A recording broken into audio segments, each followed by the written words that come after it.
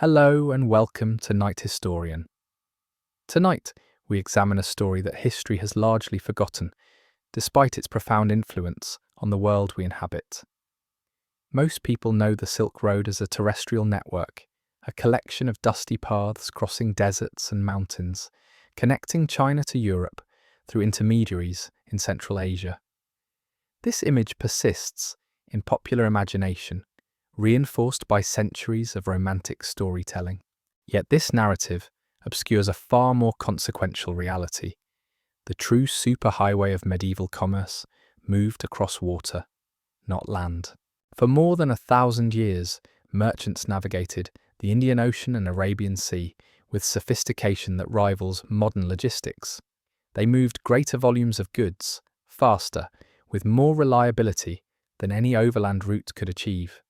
Silk, spices, pottery and knowledge flowed through ports from Guangzhou to Venice, creating networks of trust and commerce that spanned continents. These maritime traders built the first genuinely global economic system, one that predates European exploration by centuries and operated according to principles we are only now beginning to fully understand. This is the story of that world. Before we begin, I ask only this. If this narrative resonates with you, please like and subscribe. Your support sustains this work. I am also curious where you listen from and at what hour. Leave your location and time in the comments below. I read them all. Now, dim the lights. Let the outside world recede. We begin our journey into the waters that connected empires. Consider the practical mathematics of medieval commerce. A merchant in Chang'an, seeking to move silk westward, faced two fundamental choices, each with consequences that rippled through centuries of decision-making. The overland routes through Central Asia required 2 years of travel minimum, often stretching to 3 or 4, depending on conditions, political stability, and the merchant's ability to navigate shifting alliances among regional powers. Caravans moved slowly, constrained by the pace of pack animals and the need to establish supply chains across territories where water sources remained scarce and unpredictable. Bandits operated with impunity across vast stretches where no central authority could enforce protection. Entire caravans vanished into the desert, leaving behind only rumours and financial ruin for investors who never learned the fate of their capital. The maritime route presented a starkly different proposition. A ship departing from a Chinese port with favourable monsoon winds could reach the coast of India within 4 months. From there, Arab traders controlled the passage to the Red Sea and beyond, moving goods to Mediterranean ports in another 3 to 4 months. The total journey consumed perhaps 6 to 8 months from origin to final destination, compared to the 2-year minimum overland. Volume mattered equally. A single large merchant vessel carried cargo equivalent to dozens of caravans, yet required fewer handlers, less protection, and substantially lower overhead costs. The economics favoured maritime trade so decisively that by the 9th century, the volume of goods moving by sea exceeded land routes by a factor that historians still debate, but which clearly favoured water transport. Yet the historical imagination has largely inverted this reality. Scholars and popular writers have constructed the Silk Road as primarily terrestrial, emphasizing the romance of desert crossings and mountain passes, while treating maritime commerce as secondary or supplementary. This bias emerged partly from the nature of surviving evidence. Land routes left archaeological traces, ruins of caravanserais, fragments of pottery, inscriptions on stone. Ocean routes left fewer physical markers. Ships rotted or sank. Ports were rebuilt repeatedly, erasing earlier structures. The merchants themselves left fewer permanent records than the monumental inscriptions of inland rulers. What remained was often fragmentary, scattered across different archives in different languages, requiring specialists in Arabic, Chinese, Sanskrit, and Italian to piece together a coherent picture. The Indian Ocean itself presented a different kind of challenge to historical reconstruction. Unlike the Silk Road, which followed relatively fixed pathways through mountain passes and oasis towns, maritime routes shifted with seasons and weather patterns. The monsoon system determined when ships could sail and when they must wait in port. This seasonality meant that trade operated according to rhythms foreign to land-based commerce, rhythms that required specialized knowledge and could not be easily reconstructed from written sources alone. The merchants who possessed this knowledge guarded it jealously, viewing it as proprietary advantage. They recorded it in personal journals and oral traditions rather than in documents intended for public consumption or historical preservation. What emerges from careful examination of fragmentary sources is a system of staggering complexity and efficiency. The maritime routes supported not merely luxury goods, but bulk commodities, grain, oil, textiles, pottery. They enabled the movement of technology, religious ideas, and cultural practices across distances that overland routes could barely bridge. A spice purchased in Calicut could reach Venice within months. An innovation in shipbuilding technology could spread from the Arabian Peninsula to China within a single generation. Information about market conditions, political upheaval, or new opportunities travelled at the speed of ships, which meant it travelled faster than any individual merchant could traverse the distance on foot. The tension between speed and safety defined maritime commerce in ways that land routes never quite matched. Overland merchants faced bandits and weather, certainly, but they moved through territories where some form of governance existed, where they could appeal to local rulers for protection or compensation. Ocean merchants faced pirates who answered to no authority, storms that appeared without warning, and the constant possibility of shipwreck in waters where rescue was unlikely. Yet this very danger created opportunity for those willing to bear it. The merchants who survived maritime trade accumulated wealth at rates that inland traders could scarcely imagine. The risks were genuine, but so were the rewards. By the 10th century, the maritime system had matured into something recognizable as a genuine network. Ports developed specialized functions. Certain cities became known for particular goods or services. Trading families established permanent representatives in multiple ports, creating chains of trust and information that spanned continents. Insurance mechanisms emerged to distribute risk among multiple investors.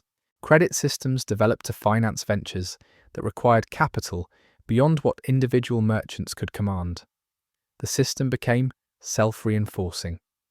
As more merchants entered maritime trade, the infrastructure improved. As infrastructure improved, more merchants could participate profitably. As participation expanded, the volume of goods increased, which attracted more investors and more ships. Yet this expansion created new vulnerabilities. The system depended on predictability, predictable monsoons, predictable ports, predictable trading partners. When any of these elements shifted, the entire structure trembled. Political upheaval in a key port city could disrupt supply chains across the entire Indian Ocean. A series of poor monsoon seasons could strand ships and destroy merchant ventures. The rise of new competitors could undermine established trading networks. The system was robust in some ways, fragile in others. It could absorb modest disruptions but struggled when multiple pressures converged simultaneously. Understanding this maritime superhighway requires abandoning the comfortable narrative of the Silk Road as primarily terrestrial.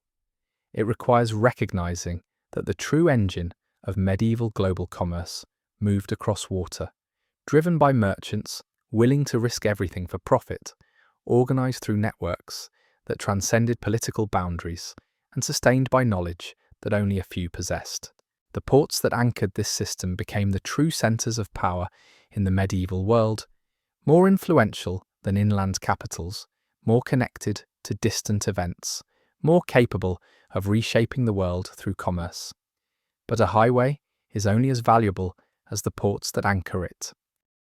A port city in the medieval world functioned as something far more complex than a simple landing place for ships. Alexandria, Aden, Calicut, Guangzhou, and Venice each represented a distinct solution to the problem of converting maritime movement into terrestrial commerce. Geography determined their initial viability, but human ingenuity transformed geography into power. Alexandria controlled access to the Mediterranean from Egypt's perspective, sitting at the mouth of the Nile, where river commerce met sea trade. Aden commanded the strait between the Arabian Peninsula and the Horn of Africa, making it impossible for ships to pass without stopping. Calicut offered natural harbours and access to the pepper plantations of the Malabar coast. Guangzhou provided the only major Chinese port open to foreign merchants under certain dynasties, creating a bottleneck through which all maritime trade with China necessarily flowed.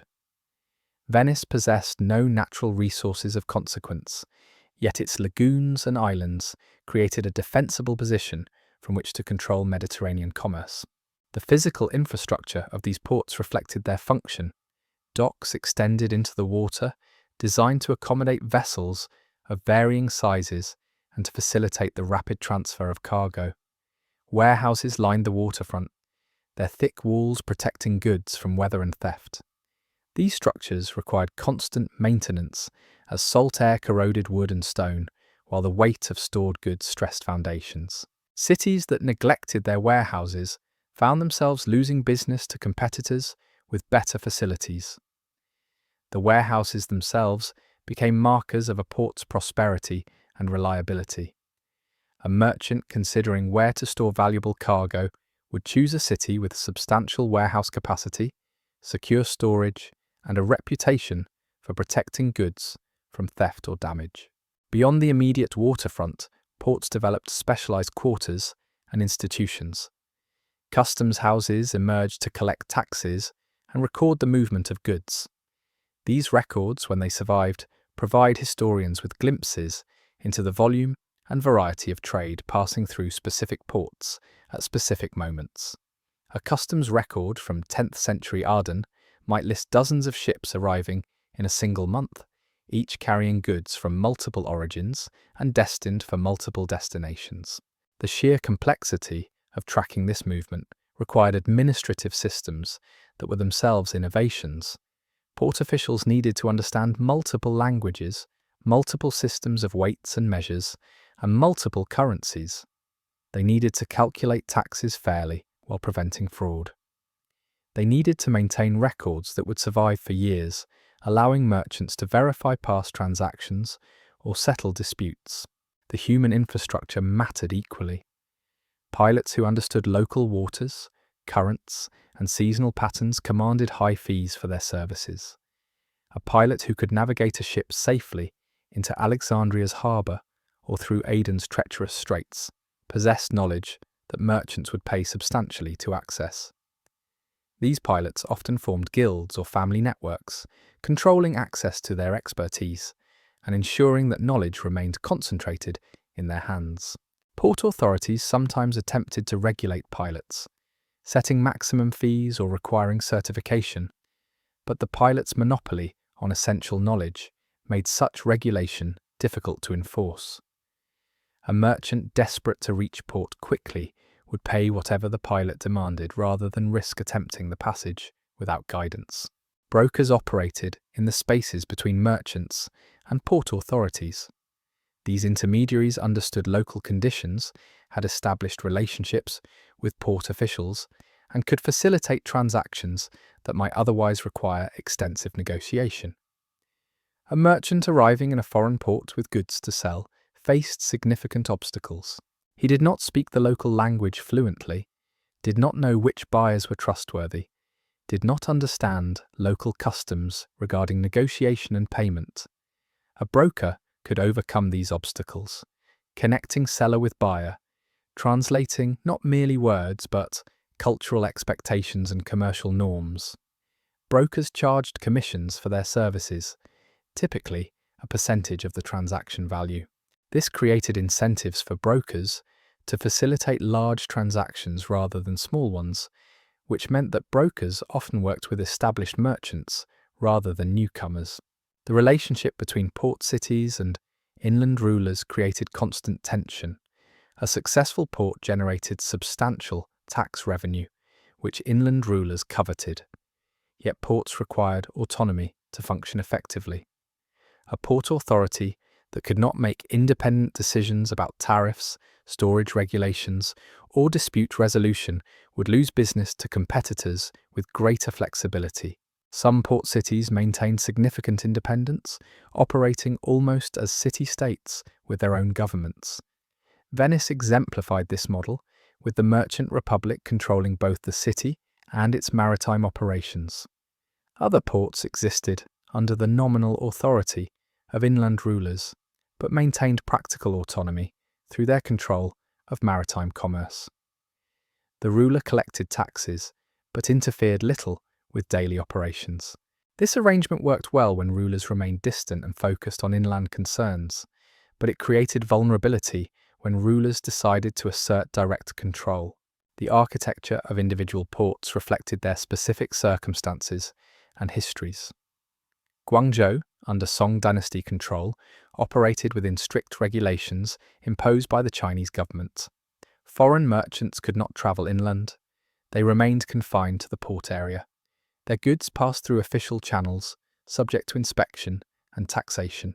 The Chinese government maintained this system, partly for revenue and partly to prevent foreign merchants from acquiring knowledge about Chinese interior regions. The restrictions limited Guangzhou's growth compared to ports with fewer regulations, yet the port remained crucial because it offered access to Chinese goods that no other port could provide. Merchants tolerated the restrictions because the alternative was no access to China at all. Venice operated according to entirely different principles. The merchant republic treated maritime commerce as the foundation of state power. The government invested in naval infrastructure, maintained a fleet of warships to protect merchant vessels, and created legal frameworks that encouraged investment in maritime ventures. Venetian merchants received support from their government in ways that merchants in other cities could only envy. When Venetian merchants faced competition from rivals, the government sometimes intervened militarily. When Venetian merchants needed capital for large ventures, the government facilitated loans. This integration of state power and merchant interest created a system where commercial success and political power reinforced each other. Successful merchants gained political influence, which they used to create conditions favouring further commercial success. The ports themselves transformed over time as trade patterns shifted. A city that dominated trade in one era might decline dramatically when routes changed or new competitors emerged. The rise of new technologies, the opening of new sources for valued goods, or the emergence of more efficient ports could render an established trading centre obsolete. Historians still debate the precise causes of various ports' decline, but the pattern is clear. No port maintained dominance indefinitely. Each faced periods of prosperity, followed by periods of stagnation or decline. The merchants who thrived were those who recognized these shifts early and adapted their strategies accordingly. Those who remained committed to declining ports often lost everything as trade volumes fell and competitors captured market share. The infrastructure of ports created path dependencies that shaped commerce for centuries. Once a port developed substantial warehouse capacity, merchants naturally gravitated toward it, creating economies of scale that made it difficult for competitors to challenge its position. Once a port established a reputation for honest dealing and secure storage, merchants trusted it with valuable goods. Once a port attracted merchants from multiple regions, it became a natural meeting place where merchants from different origins could encounter each other and negotiate transactions. These self-reinforcing dynamics meant that successful ports tended to remain successful, while unsuccessful ports struggled to attract the investment necessary to improve their infrastructure. The architecture of trade, once established, proved remarkably resistant to change. Yet when change came, it often came suddenly and completely, transforming the fortunes of entire cities within a generation. Infrastructure alone does not move goods. People do. The merchants who navigated these waters came from remarkably diverse backgrounds, Yet they shared certain characteristics that marked them as fundamentally different from land-bound traders. They possessed willingness to venture into environments they could not fully control, to stake their fortunes on calculations that might prove catastrophically wrong, to trust their lives to wooden vessels and the knowledge of pilots they had never met before boarding. Some merchants came from established trading families with generations of maritime experience. Others were newcomers seeking to build fortunes from nothing. Some operated as independent traders, controlling their own capital and making their own decisions. Others served as agents for distant investors who never travelled themselves, managing ventures on behalf of principals they communicated with through letters that took months to arrive. Arab merchants dominated the Indian Ocean trade for centuries, their networks extending from the Persian Gulf to the coasts of East Africa and India. These merchants operated within frameworks of Islamic law and religious practice that created trust across vast distances. A merchant from Baghdad could conduct business with a merchant from Cairo or Aden with confidence that certain principles would govern their interaction. Islamic law provided mechanisms for resolving disputes, for enforcing contracts, and for protecting the rights of creditors and debtors. The shared religious framework meant that merchants could appeal to Qadi judges who understood Islamic commercial law and could render judgments that both parties would accept. This legal infrastructure gave Arab merchants substantial advantages over traders from regions lacking comparable systems. Indian merchants controlled access to the spice trade and maintained sophisticated networks connecting ports along the Malabar coast with markets across the Indian Ocean.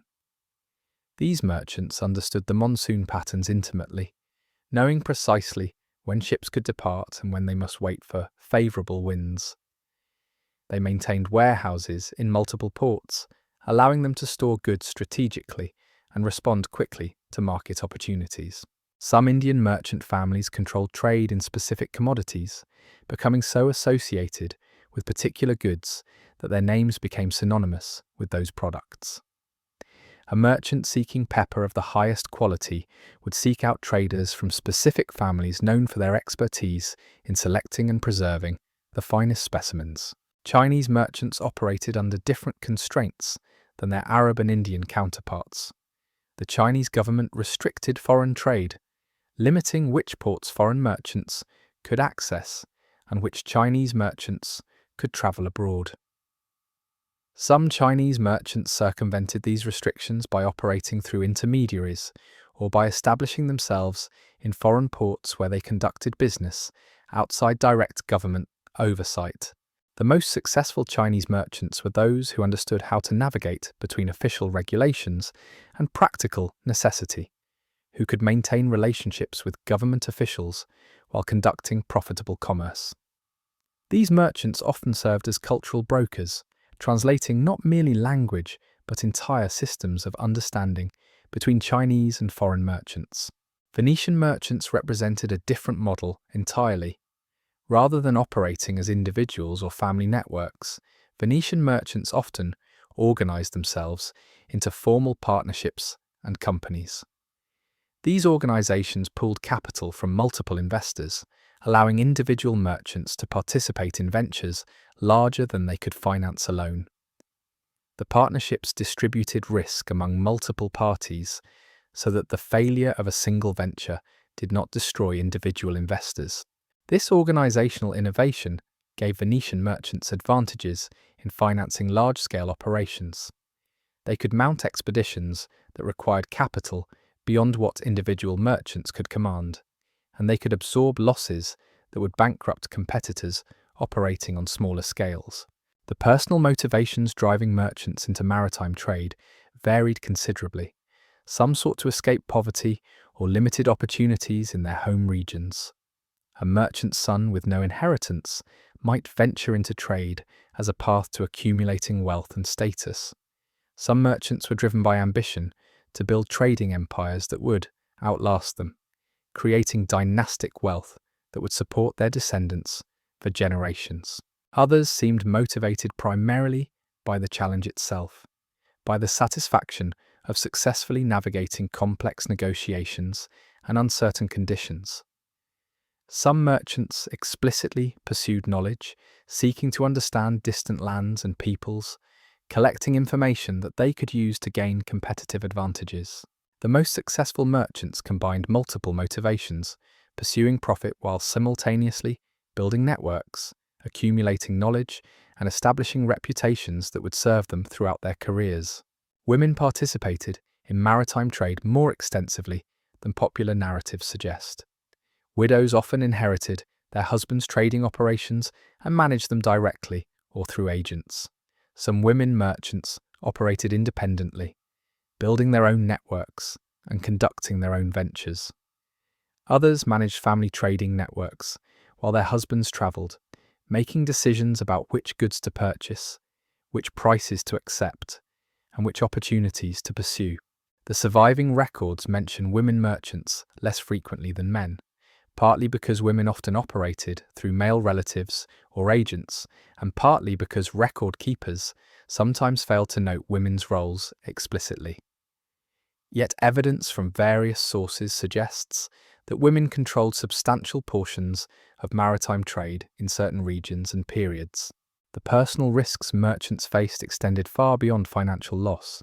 A merchant captured by pirates faced slavery or death. A merchant stranded in a foreign port without resources faced destitution. A merchant whose ship sank lost not merely cargo, but his life. The mortality rates among merchants who spent years travelling on merchant vessels were substantial. Disease claimed merchants in foreign ports. Accidents on ships killed those who fell overboard or were struck by falling cargo. Shipwrecks destroyed entire ventures and sometimes killed everyone aboard. The merchants who survived long enough to build substantial fortunes were those who managed risk effectively, who made decisions that balanced ambition against caution, who knew when to pursue opportunities aggressively and when to retreat to safety. The relationships between merchants and their families shaped maritime trade in profound ways. A merchant departing on a voyage of uncertain duration left behind family members who might never see him again. Wives managed household affairs and sometimes business operations during their husbands' absences. Children grew up with fathers who were present for only portions of their lives. Some merchants maintained multiple households in different ports, creating complex family structures that spanned continents. The emotional weight of these separations rarely appears in surviving documents, yet it must have been substantial. The merchants who maintained successful careers over decades were those whose families supported their ventures, who trusted them to return with profits, who endured long absences and the constant possibility of permanent loss. The reputation of individual merchants mattered enormously in a world where formal contracts could not always be enforced across distances and where credit depended on trust. A merchant known for honest dealing could secure credit more easily than one with a reputation for sharp practices. A merchant known for fulfilling commitments could attract partners and investors. A merchant known for reneging on obligations would find himself excluded from future ventures. The incentives for maintaining reputation were powerful, yet they also created rigidity in merchant networks. Established merchants with strong reputations could dominate markets, while newcomers struggled to gain access to credit and partnerships. The system rewarded loyalty and long-term relationships, which meant that innovation sometimes came from outsiders willing to challenge established practices and risk their reputations in pursuit of new opportunities. The merchants who moved worlds did not see themselves as historical figures reshaping civilization.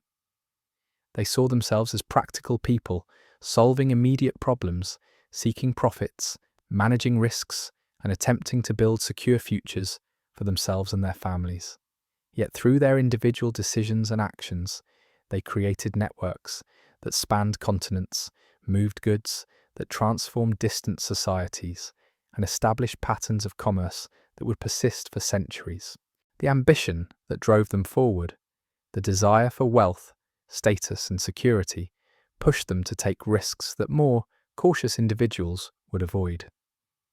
These merchants became the architects of a global system, not through grand vision, but through countless small decisions made in response to immediate circumstances.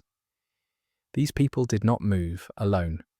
They moved goods that carried meaning far beyond their material value. Silk represented far more than a luxury textile when merchants loaded it onto ships bound for distant markets. The fabric itself carried technological knowledge embedded in its production. Chinese sericulture involved techniques refined over centuries, methods that competitors in other regions could not easily replicate. The silkworm required specific conditions, specific foods, specific handling.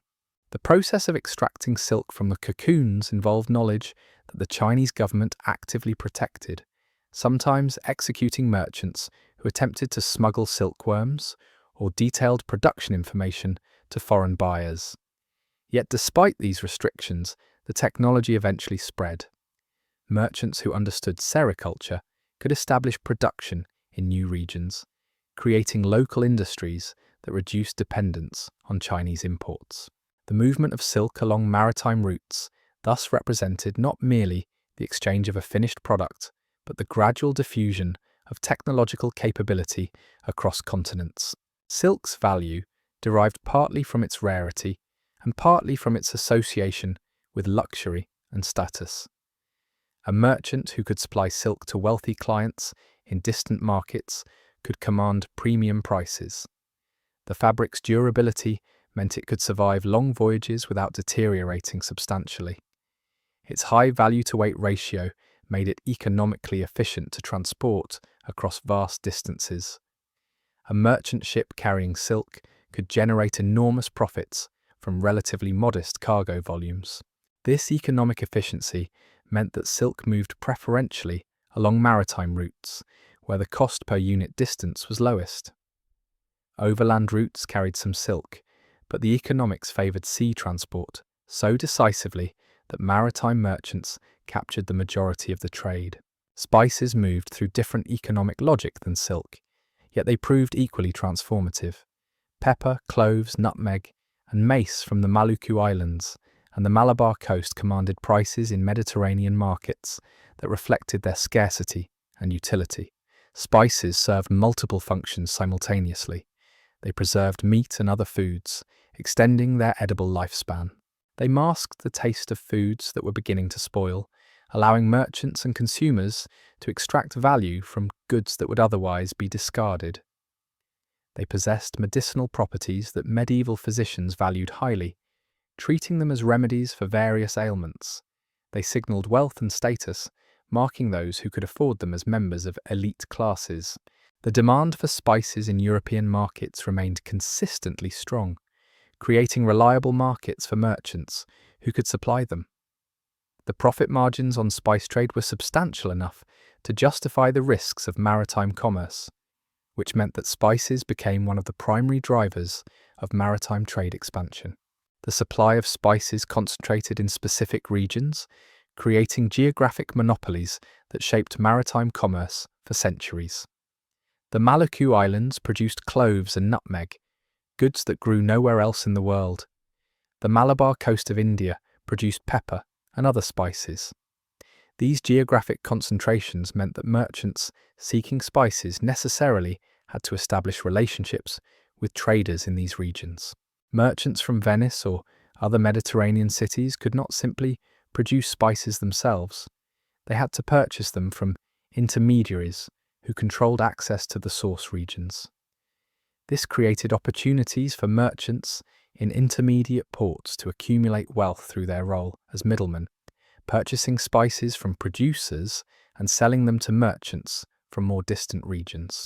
The entire structure of maritime trade was partly shaped by the geographic distribution of spices and the resulting need for intermediaries to connect producers with distant consumers. Pottery moved through maritime routes in quantities that surprise modern observers accustomed to thinking of ceramics as fragile goods unsuitable for long-distance trade. Yet medieval merchants developed techniques for packing pottery securely, wrapping individual pieces in straw and cloth, loading them into sturdy containers that minimized movement during transport. The economics of pottery trade differed from silk or spices. Individual pieces commanded lower prices, so merchants needed to move larger volumes to generate substantial profits. Yet pottery's utility meant that demand remained consistent. Wealthy consumers wanted fine ceramics for display and use. Ordinary consumers wanted serviceable pottery for daily needs.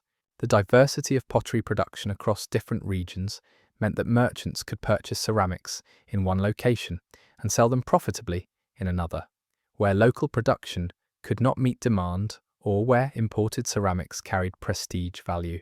The movement of pottery along maritime routes facilitated technology transfer in ways that merchants themselves might not have fully recognized. A potter in one region who examined ceramics produced in another could observe techniques and styles that differed from local practices. Some potters experimented with incorporating foreign techniques into their own production. Over time, pottery styles began to converge across regions, connected by maritime trade. Potters in different locations started producing similar forms and decorations influenced by exposure to foreign ceramics. This convergence reflected not merely aesthetic preference, but practical knowledge transfer.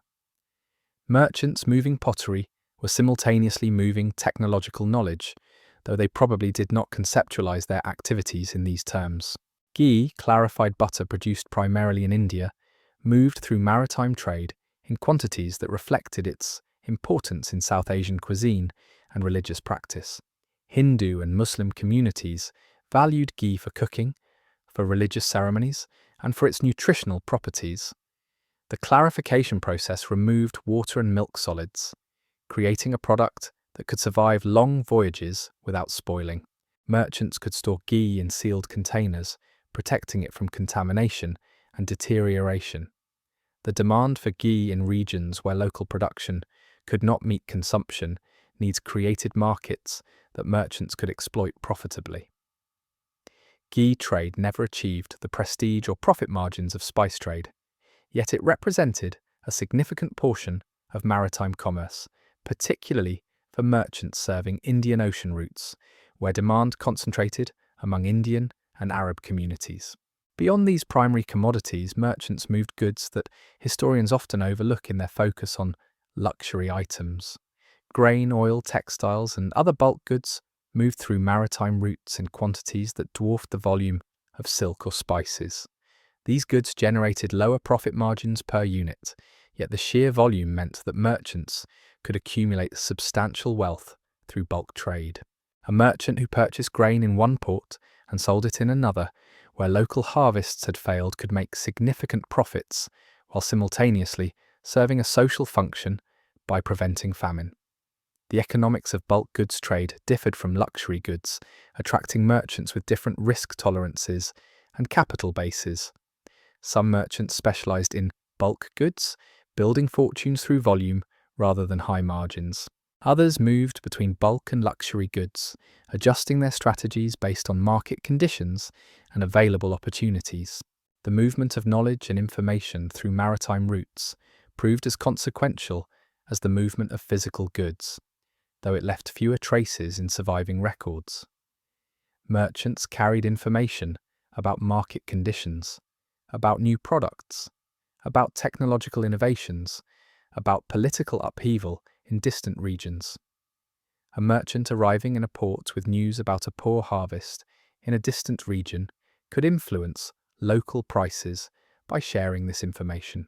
Merchants who possessed superior information about distant markets could make more profitable trading decisions than competitors lacking such knowledge.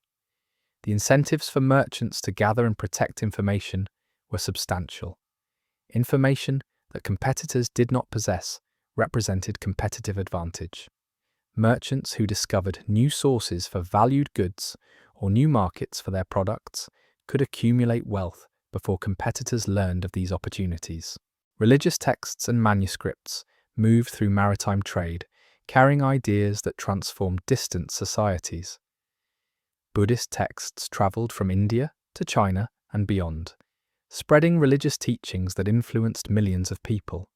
Islamic texts moved through Arab networks, reinforcing religious and legal frameworks that unified merchants across vast distances. Christian texts travelled through Mediterranean routes, carried by merchants and missionaries who sought to expand Christian communities. The movement of texts represented not merely the exchange of physical objects, but the transmission of ideas that could reshape entire civilizations. Merchants who transported religious texts often did not fully appreciate the long-term consequences of their actions. They saw themselves as responding to demand from religious communities seeking texts. Yet through their commercial activities, they facilitated the spread of ideas that would influence human history for centuries. The cargo that moved through maritime routes thus carried multiple layers of significance. On the surface level, goods represented commodities with market value, objects that merchants could purchase in one location and sell profitably in another. At a deeper level, goods represented technology, knowledge, and ideas that spread through networks of commerce. The movement of silk carried sericulture technology. The movement of spices carried information about distant regions and created economic incentives that shaped political relationships. The movement of pottery facilitated aesthetic and technical convergence across regions. The movement of religious texts spread ideas that transformed societies. Merchants moving goods through maritime routes were simultaneously moving technologies, knowledge, and ideas, reshaping the world through their commercial activities. Moving these goods required more than ambition. It required strategy, calculation, and the willingness to position oneself at the center of flows. Venice possessed no silk production, no spice plantations, no natural resources of significant commercial value. The lagoon surrounding the city contained fish and salt, modest commodities that generated local wealth but could not sustain a major trading power. Yet by the 10th century, Venice had transformed itself into one of the Mediterranean's dominant commercial forces, through a calculation so precise that it bordered on mathematical. The city's geographic position at the intersection of Mediterranean and Adriatic waters, combined with its defensible lagoons and natural harbours, created an opportunity that Venetian merchants recognized and exploited with remarkable consistency. The fundamental Venetian strategy rested on becoming a middleman between East and West. Rather than producing goods themselves, Venetians would purchase goods from Eastern sources and sell them to Western markets, capturing the profit margin between purchase and sale prices. This required no factories, no agricultural land, no natural resources. It required only capital, ships, and the willingness to invest in maritime infrastructure. Venetian families who accumulated wealth through early trading ventures reinvested their profits into larger ships, more extensive networks, and greater trading capacity. Each successful voyage generated capital that financed subsequent ventures, creating a self-reinforcing cycle of accumulation. The Venetian Merchant Republic treated maritime commerce not as a private activity, but as a state concern. The government invested public funds in shipbuilding, creating state-owned vessels that merchants could rent for voyages. The government maintained a fleet of warships specifically designed to protect merchant vessels from pirates and competitors. The government negotiated treaties with distant powers, securing trading privileges for Venetian merchants. The government established legal frameworks that encouraged investment in maritime ventures, protecting investors' rights and providing mechanisms for resolving commercial disputes. This integration of state power and merchant interest created advantages that independent merchants in other cities could not match. Venetian merchants organized themselves into formal companies and partnerships that pooled capital and distributed risk. Rather than individual merchants financing voyages from personal resources, groups of merchants would contribute capital to a venture, sharing both profits and losses. This organizational structure allowed Venetian merchants to finance larger expeditions than competitors could manage. When a major trading opportunity emerged, Venetian merchants could mobilize capital quickly assembling the resources necessary to exploit the opportunity before competitors responded. The partnerships also provided insurance of sorts. If a single venture failed, individual investors did not face complete financial ruin because their losses were distributed across multiple ventures. The Venetian government controlled access to maritime trade through licensing systems and monopolies. Merchants seeking to conduct trade under the Venetian flag needed government permission. The government granted exclusive trading rights for specific routes or specific commodities to favoured merchants or companies. These monopolies created enormous wealth for those who controlled them, as they faced no competition within their designated sphere. A merchant granted exclusive rights to trade in a particular commodity could charge premium prices without fear of competitors undercutting them. The government maintained these monopolies partly for revenue, collecting taxes on monopoly profits, and partly for strategic reasons, ensuring that Venetian merchants maintained dominant positions in key trades. The relationship between Venice and the Byzantine Empire shaped Venetian commercial strategy for centuries. Venice maintained formal alliances with Constantinople, securing trading privileges that competitors from other cities could not access. Venetian merchants received the right to establish permanent trading colonies in Constantinople and other Byzantine ports. These colonies functioned as Venetian outposts, maintaining warehouses, conducting business, and gathering information about market conditions. The Byzantine Empire benefited from these arrangements, as Venetian merchants provided access to Western goods and markets. Yet the relationship was fundamentally unequal.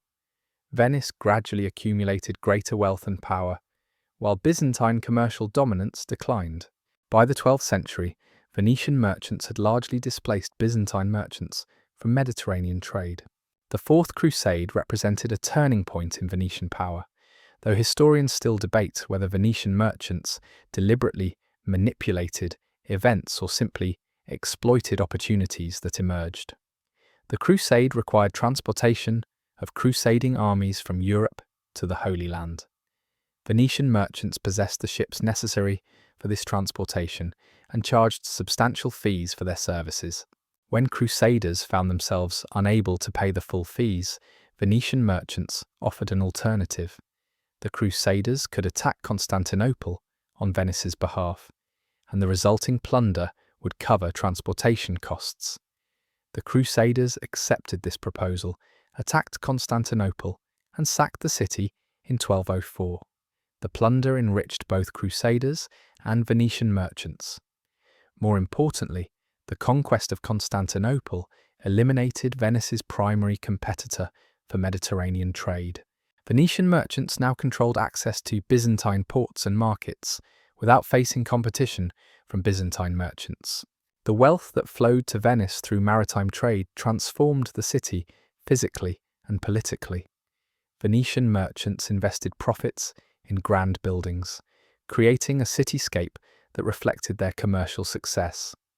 The Basilica of San Marco, begun in the 11th century and expanded repeatedly, displayed the wealth and power that maritime trade generated.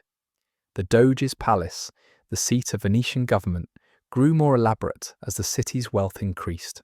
These buildings served practical functions as well as symbolic ones. They demonstrated Venetian power to visiting merchants and foreign rulers. They provided secure storage for valuable goods and documents. They functioned as centers of political and commercial decision-making. Venetian political institutions evolved to reflect the dominance of merchant interests.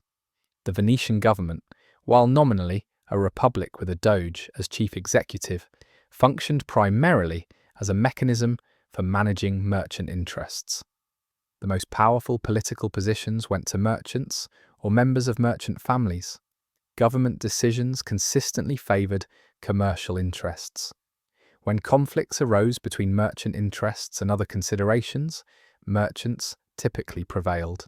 This alignment of political power and commercial interest gave Venice advantages that cities with different political structures could not match. A merchant in Venice could influence government policy directly. securing favourable regulations or military support for his ventures. Merchants in other cities lacked comparable access to political power. The costs of Venetian dominance extended beyond the Mediterranean. Venetian merchants competed fiercely with merchants from Genoa, another Italian city-state with maritime ambitions. The competition between Venice and Genoa sometimes erupted into open warfare. Venetian warships attacked Genoese merchant vessels. Venetian merchants used political influence to exclude Genoese merchants from trading privileges. Genoese merchants responded with similar tactics. The rivalry between Venice and Genoa shaped Mediterranean politics for centuries, with each city seeking to expand its commercial dominance at the other's expense. The competition drove both cities to invest in larger fleets, more sophisticated ships, and more extensive trading networks. The rivalry also created opportunities for smaller cities and independent merchants to exploit tensions between the two powers. The Venetian model of commercial dominance, through strategic positioning and state support, created wealth that enriched the city and its merchant families. Yet this model contained inherent vulnerabilities. Venice's power depended on maintaining control over key trade routes and ports. When new routes opened or when competitors found ways to circumvent Venetian dominance, Venice's position weakened. The rise of Portuguese maritime power in the 15th century, with Portuguese ships sailing around Africa to reach Asia directly, eventually undermined Venetian commercial dominance. The discovery of new trade routes to the Americas created opportunities that Venice could not easily exploit. The shift in global trade patterns that followed these discoveries gradually reduced Venice's importance as a commercial centre. Yet for several centuries, the Venetian calculation proved remarkably successful, transforming a city with no natural resources into one of the world's wealthiest and most powerful states through the simple but effective strategy of positioning itself at the centre of maritime flows. But Venice did not control these waters alone. Across the Arabian Sea, other powers were building their own empires through similar calculations. Arab merchants controlled the Indian Ocean trade, not through military dominance or political authority, but through knowledge. They understood the monsoon patterns that determined when ships could sail and when they must wait in port. They maintained networks of trading partners extending from the Persian Gulf to the coasts of East Africa and India. They possessed familiarity with multiple languages, multiple systems of weights and measures, multiple currencies. They understood the legal frameworks that governed commerce in different regions. This knowledge, accumulated over generations and carefully guarded, created advantages that competitors could not easily overcome. The geographic position of Arab merchants placed them at the intersection of multiple trade routes. The Red Sea connected the Mediterranean to the Indian Ocean. The Persian Gulf provided access to Central Asian trade routes. The Arabian Peninsula itself lay between Africa and Asia, making it a natural waypoint for merchants travelling between continents. Arab merchants exploited this geographic advantage by establishing themselves as intermediaries, purchasing goods from one region and selling them to merchants from another. A merchant from India selling pepper could sell to an Arab merchant in Aden, who would then sell the pepper to a Venetian merchant arriving at the same port. The Arab merchant captured the profit margin between the two transactions, enriching himself while facilitating trade between distant regions. The framework of Islamic law and religious practice created trust networks that unified Arab merchants across vast distances. A merchant from Baghdad could conduct business with a merchant from Cairo or Aden with confidence that certain principles would govern their interaction. Islamic commercial law provided mechanisms for resolving disputes, for enforcing contracts, and for protecting the rights of creditors and debtors. The shared religious framework meant that merchants could appeal to Qadi judges who understood Islamic commercial law and could render judgments that both parties would accept. This legal infrastructure gave Arab merchants substantial advantages over traders from regions lacking comparable systems. a Christian merchant from Venice conducting business with an Arab merchant in an Arab-controlled port operated under legal frameworks that favored the Arab merchant. The Arab merchant could appeal to local judges who understood Islamic law. The Venetian merchant lacked comparable recourse if disputes arose. Arab merchants maintained sophisticated credit systems that facilitated long-distance trade. A merchant could deposit money with a merchant in one city and receive a letter of credit that he could present to a merchant in another city, who would provide him with funds. This system eliminated the need to transport large quantities of coins across dangerous routes, reducing the risk of robbery or loss. The credit systems depended on trust and reputation. A merchant's letter of credit was only valuable if other merchants trusted that the issuing merchant would honor it. Merchants who maintained good reputations could access credit easily. Merchants with poor reputations found themselves excluded from credit networks, severely limiting their ability to conduct long-distance trade. The Arab merchants who controlled these credit networks accumulated wealth not merely through direct trading, but through the fees they charged for credit services. The control of knowledge about trade routes and market conditions gave Arab merchants competitive advantages that extended beyond their role as intermediaries. A merchant who knew that a poor harvest in one region would create high prices for grain could purchase grain in regions with surplus and transport it to regions with shortage, profiting from the price differential. A merchant who learned about new sources for valued goods could establish relationships with producers before competitors learned of the opportunity. A merchant who understood political conditions in distant regions could anticipate disruptions to trade and adjust his strategies accordingly. The incentives for Arab merchants to gather and protect information were substantial. Information that competitors did not possess represented competitive advantage. Merchants who discovered new opportunities could accumulate wealth before competitors learned of these opportunities. The Arab merchants' control over information about monsoon patterns gave them particular power over maritime trade. The monsoon system determined when ships could sail safely and when they must wait in port. A merchant who did not understand monsoon patterns might attempt to sail at the wrong season, risking his ship and cargo. A merchant who understood monsoons could plan voyages to take advantage of favourable wind patterns.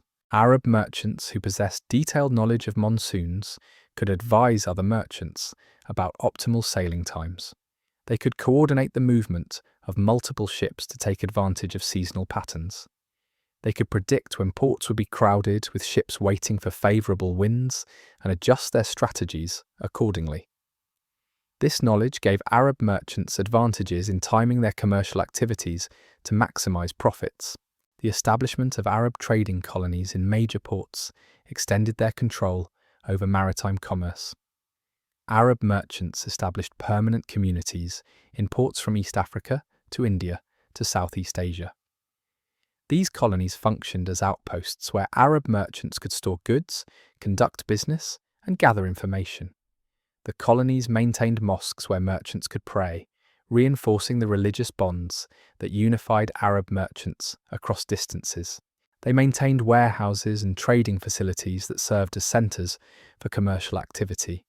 They maintained records of transactions and market conditions that provided valuable information to Arab merchants planning future ventures.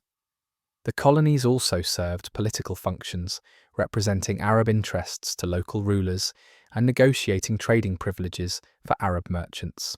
The relationship between Arab merchants and local rulers in key ports created mutual dependencies that strengthened Arab commercial dominance. Local rulers benefited from the tax revenue that Arab merchants generated through their trading activities. Arab merchants benefited from the protection and trading privileges that rulers provided. This arrangement worked well when rulers remained stable and focused on maximizing tax revenue. Yet it created vulnerability when rulers changed or when political conditions shifted. A new ruler might decide to favor competitors or to impose higher taxes on Arab merchants. A political upheaval could disrupt the established arrangements that Arab merchants depended on. The Arab merchants who thrived over long periods were those who maintained relationships with multiple rulers and could shift their activities to different ports if conditions changed in any single location. The competition among Arab merchants themselves created dynamics that shaped maritime trade in complex ways. Arab merchants were not a unified force pursuing common interests. They competed fiercely with each other for trading opportunities, for access to credit, for control of key routes. Merchant families from different cities competed with each other. Merchants from different religious sects competed with each other. Individual merchants competed with their cousins and brothers for family resources and trading opportunities. This competition drove Arab merchants to innovate, to seek new trading opportunities, to develop more efficient business practices. Yet the competition also created instability. Established merchants sometimes used political influence to exclude competitors from trading privileges. Competitors sometimes engaged in commercial sabotage, spreading false information about each other's reliability or attempting to undermine each other's credit. The competition occasionally erupted into open conflict, with merchants hiring pirates or privateers to attack competitors' ships.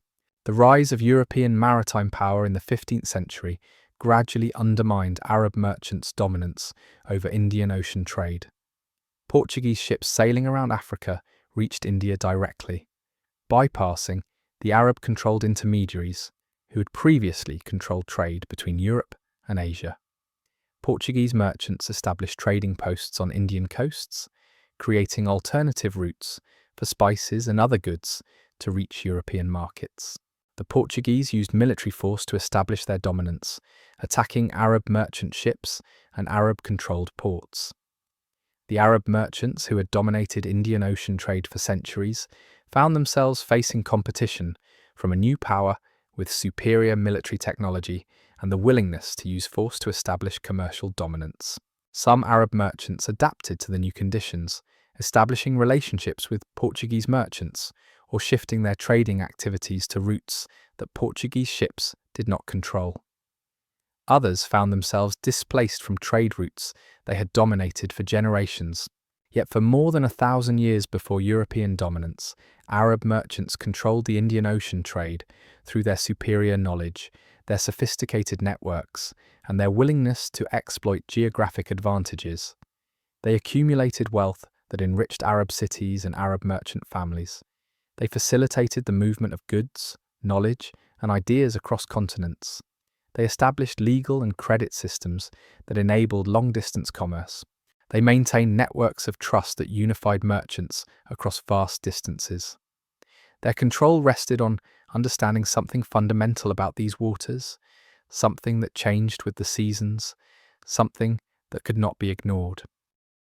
The monsoon system operates according to principles that medieval merchants learned through centuries of observation and accumulated experience. Seasonal shifts in wind patterns create predictable flows of air that determine when ships can sail safely and when they must remain in port. From roughly May to September, the southwest monsoon blows across the Indian Ocean, carrying ships from Arabia toward India and beyond. From roughly November to March, the northeast monsoon blows in the opposite direction, enabling ships to sail from India back toward Arabia and Africa. The transition periods between these monsoons bring unpredictable weather, strong winds, and rough seas that make sailing hazardous. A merchant planning a voyage needed to understand these patterns intimately, knowing precisely when to depart to take advantage of favourable winds and when to wait in port for conditions to improve. The predictability of monsoon patterns created a temporal structure for maritime commerce that shaped every aspect of trading activity. Merchants planning voyages calculated their schedules around monsoon timing. A merchant in Venice seeking to purchase spices from India would time his departure to arrive in an Arab port during the northeast monsoon season, when ships from India would be arriving with fresh supplies of spices. He would conduct his purchases, load his ship, and depart during the southwest monsoon season, timing his return to Venice to arrive when European demand for spices was highest. This coordination of activities across multiple merchants and multiple ports required sophisticated understanding of monsoon timing and the ability to predict when goods would arrive at various locations. The monsoon system created bottlenecks in maritime trade that merchants exploited for profit. During the transition periods between monsoons, ships could not sail safely. Merchants waiting for favourable winds would crowd into ports, creating temporary shortages of warehouse space and driving up storage costs. Merchants who controlled warehouse capacity during these periods could charge premium prices for storage, accumulating wealth through their control of infrastructure, rather than through direct trading. Merchants who understood monsoon timing could anticipate these bottlenecks and position themselves to profit from them. A merchant might deliberately delay his departure to wait for the next monsoon season, storing his cargo in a port where storage costs were low, then selling the cargo to merchants desperate for warehouse space when the port became crowded. The navigation techniques that medieval merchants employed depended on understanding the monsoon system and the broader patterns of wind and current in the Indian Ocean. Merchants used the stars to determine their latitude, understanding that certain stars appeared at specific angles above the horizon at different latitudes. They understood that the sun's position at noon provided information about latitude. They maintained detailed knowledge of currents and how currents affected ship movements. They understood how to read the behavior of birds and fish to infer proximity to land. They maintained charts, though these charts were often crude and sometimes inaccurate by modern standards. The most valuable charts were those that recorded the experiences of successful merchants, noting the locations of reefs, the positions of ports, the characteristics of coastlines. These charts were carefully guarded, as they represented competitive advantages that merchants did not wish to share with competitors. The relationship between monsoon patterns and cargo movement created economic incentives that shaped what goods merchants transported. Certain goods could only be transported during specific seasons because they required particular conditions to survive the voyage. Spices needed to remain dry, so merchants avoided transporting them during monsoon seasons when heavy rains might damage cargo. Fresh fruits and vegetables could not survive long voyages, so merchants focused on preserved goods or goods that could survive months in storage. Textiles needed protection from moisture and salt spray. Grain needed to remain dry and protected from insects. The monsoon system thus created seasonal patterns in the types of goods that merchants transported. During certain seasons, merchants focused on transporting goods that could survive the weather conditions. During other seasons, merchants transported different goods or waited in port for conditions to improve. The monsoon system also created seasonal patterns in merchant activity and port congestion. During the peak monsoon seasons, numerous merchants would attempt to sail simultaneously, taking advantage of favourable winds. This created congestion at ports as merchants competed for dock space, warehouse capacity, and pilot services. Prices for these services would rise during peak seasons as demand exceeded supply. Merchants with capital reserves could take advantage of this congestion by investing in additional warehouse capacity or by offering pilot services at premium prices. Merchants without capital reserves would find themselves unable to conduct business during peak seasons because they could not afford the inflated prices for essential services. This created advantages for wealthy merchants and merchant companies over smaller competitors operating with limited capital. The monsoon system created opportunities for merchants to engage in speculative trading based on predictions about future monsoon conditions. A merchant who believed that the next monsoon season would arrive late could purchase goods at low prices before other merchants realized the delay, then sell the goods at higher prices when other merchants discovered the delay and rushed to purchase goods before the season ended. A merchant who believed that a particular monsoon season would be particularly strong could purchase goods that benefited from strong winds and sell them at premium prices to merchants seeking to take advantage of the strong winds. These speculative activities could generate enormous profits for merchants who correctly predicted monsoon conditions but they also created risks. A merchant who incorrectly predicted monsoon conditions could find himself holding goods that he could not sell at profitable prices, resulting in substantial losses. The knowledge of monsoon patterns was not uniformly distributed among merchants. Arab merchants who had spent decades observing monsoon patterns possessed detailed knowledge that newcomers to maritime trade could not quickly acquire. This knowledge advantage gave experienced Arab merchants competitive advantages over less experienced competitors. A newcomer to maritime trade might not understand the subtle variations in monsoon timing from year to year. An experienced merchant would understand that monsoons sometimes arrived early or late and would adjust his strategies accordingly. An experienced merchant would understand how to interpret signs that indicated monsoon timing, such as the behavior of birds or the appearance of particular cloud formations. This knowledge could only be acquired through years of experience or through relationships with experienced merchants willing to share their knowledge. The monsoon system created dependencies that bound merchants together into networks. A merchant in Venice depended on Arab merchants to provide accurate information about monsoon timing so that he could plan his voyages appropriately. Arab merchants depended on Indian merchants to provide information about when goods would be available for purchase. Indian merchants depended on monsoon knowledge to plan their trading activities. These dependencies created incentives for merchants to maintain relationships with each other, to share information that would benefit mutual trading activities, and to resolve disputes through negotiation rather than conflict. A merchant who violated these norms by providing false information or by engaging in dishonest dealing would find himself excluded from networks of trust, severely limiting his ability to conduct profitable trade. The predictability of monsoon patterns also created vulnerabilities in the maritime trading system.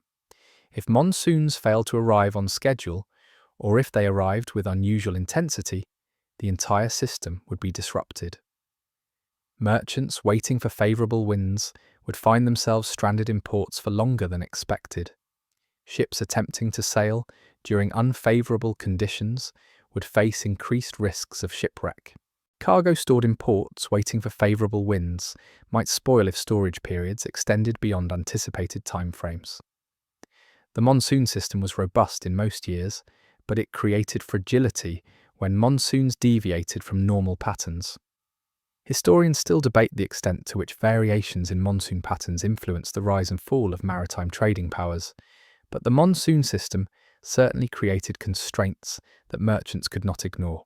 The monsoon system shaped not merely the logistics of maritime trade, but also the cultural and religious practices of merchants. Merchants waiting in ports for favourable winds would gather in mosques, temples, and other religious structures. They would conduct religious ceremonies, seeking divine favour for their upcoming voyages. They would exchange information about trading opportunities and market conditions.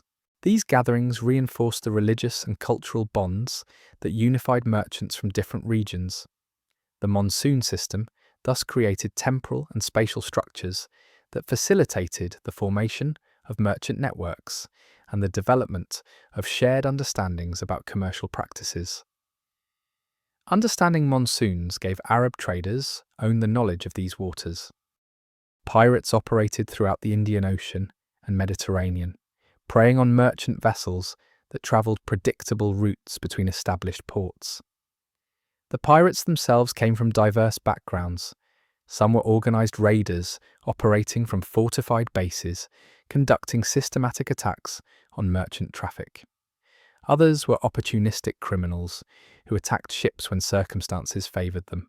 Still others were privateers operating under the nominal authority of rulers, attacking merchants from rival powers while claiming legitimacy through their connection to political authorities. The distinction between piracy and privateering often blurred in practice. A merchant attacked by a privateer faced the same loss as a merchant attacked by an independent pirate. The only difference was whether the attacker claimed official sanction for his actions. The motivations driving pirates to attack merchant vessels were straightforward.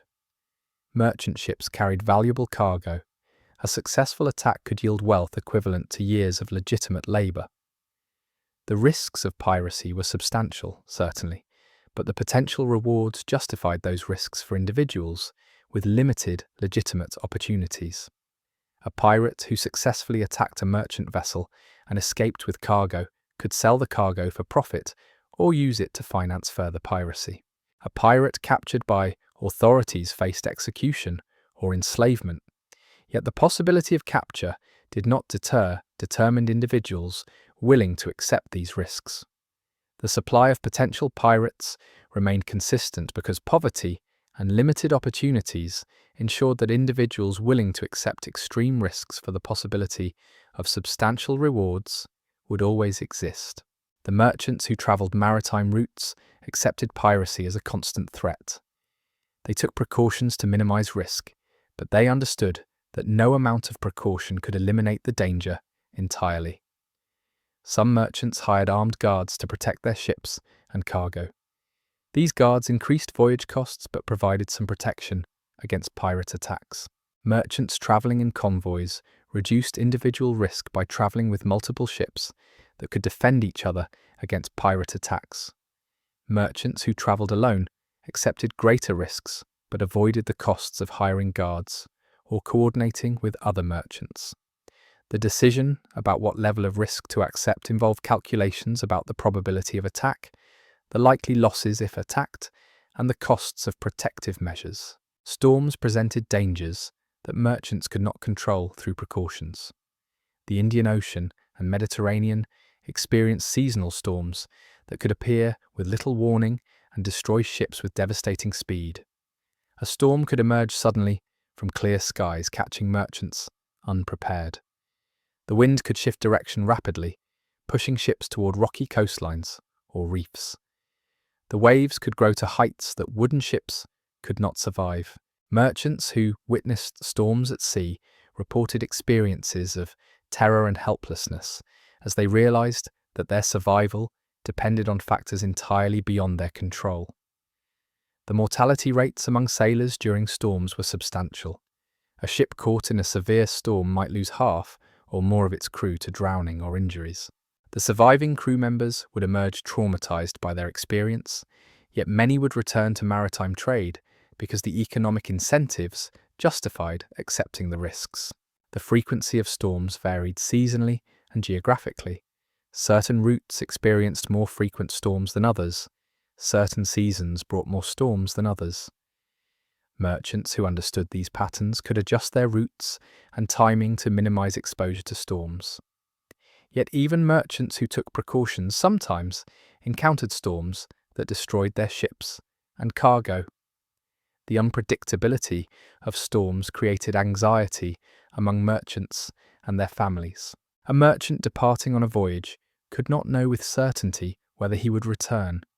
His family would wait for months or years, uncertain whether he was alive or dead. Some merchants never returned. Their families would eventually learn that their ships had sunk in storms or been captured by pirates, but the uncertainty before receiving this news could extend for years. Shipwrecks occurred regularly enough that merchants treated them as expected occurrences rather than exceptional disasters.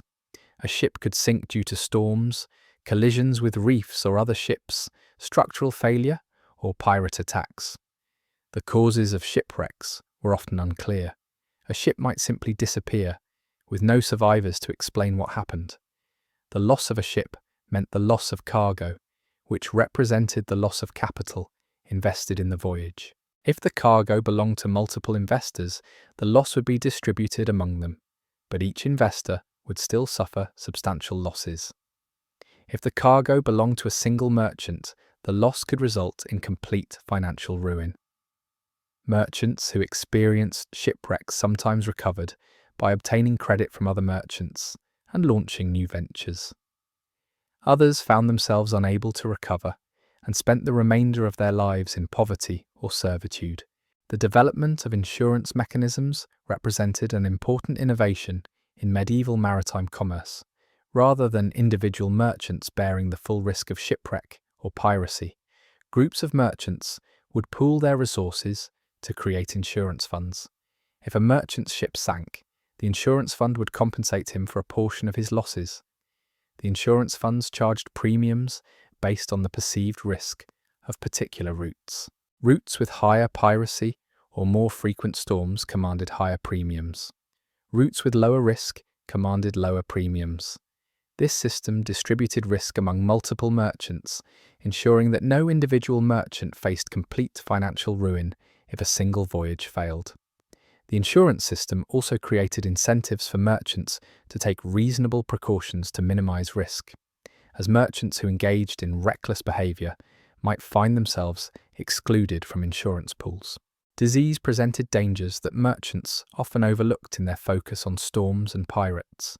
Merchant ships carried crews living in close quarters with limited sanitation and poor ventilation.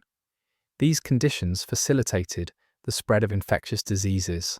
A single crew member infected with plague or other deadly diseases could infect the entire crew within days.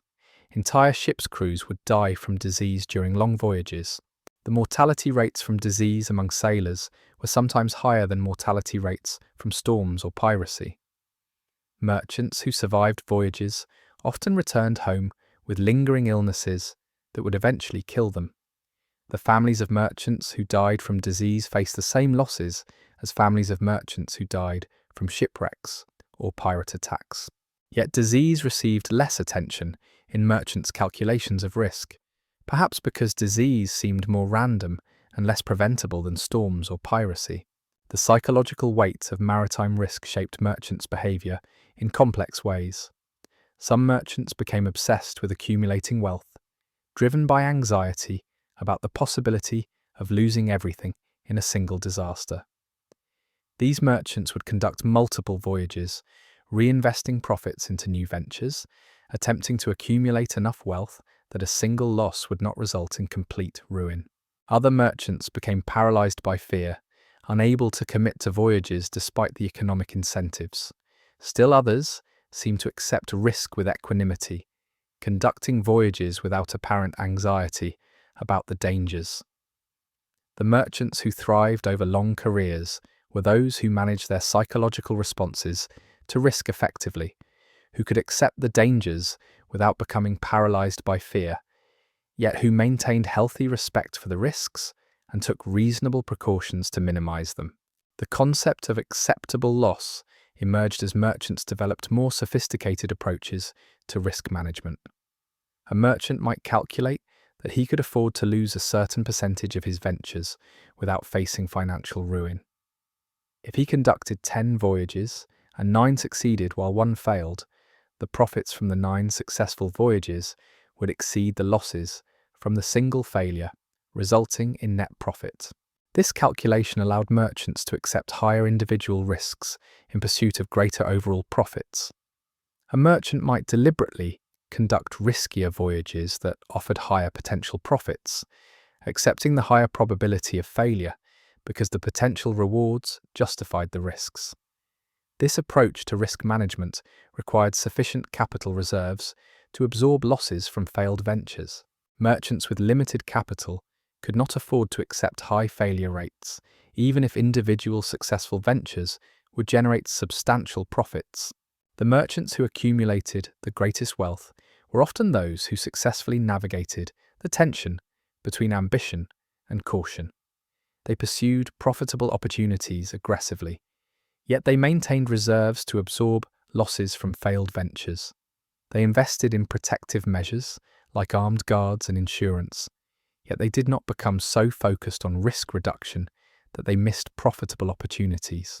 They understood the risks they faced and accepted them consciously, rather than proceeding blindly into dangerous situations. They learned from failures, adjusting their strategies based on past experiences. They maintained networks of other merchants who could provide support if ventures failed. These merchants survived not because they avoided all risks, but because they managed risks effectively, accepting dangers that were justified by potential rewards, while avoiding unnecessary risks that offered no compensating benefits. Yet despite these dangers, merchants continued to sail. They had to. The systems they had built depended on constant movement, constant flow.